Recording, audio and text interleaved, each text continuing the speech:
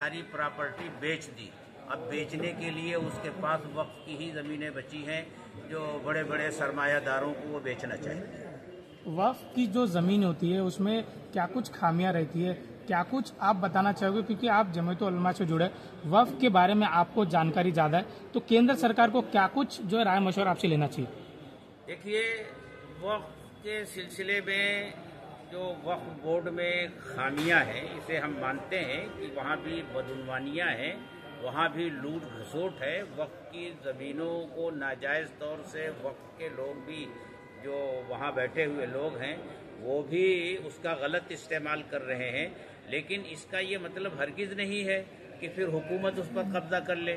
चाहिए तो ये कि हुकूमत ऐसे कवानीन बनाए कि जिससे इन लोगों के ऊपर कंट्रोल हो जो इस तरह वक्फ की ज़मीनों में खुर्द बुर्द कर रहे हैं, वो गिरफ्तार हों और उनको सज़ा मिले, न ये कि वो खा रहे हैं तो हम पूरा खा जाएंगे।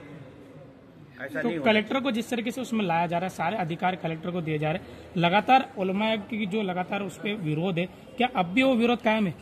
विरोध बिल्कुल कायम है, वो तो पहले दिन से है और आखिर तक रहेगा जब तक इसको हटा नहीं दिया जाता वहाँ से। हजरत, हफ्ते भर के अंदर ये वक्फ को लेकर दूसरा प्रोग्राम है, लेकिन मुमरा के अंदर वक्फ के कितने लैंड है इसके ऊपर अब तक बात नहीं हुई। इसके ऊपर भी जरा रोशनी डालिए।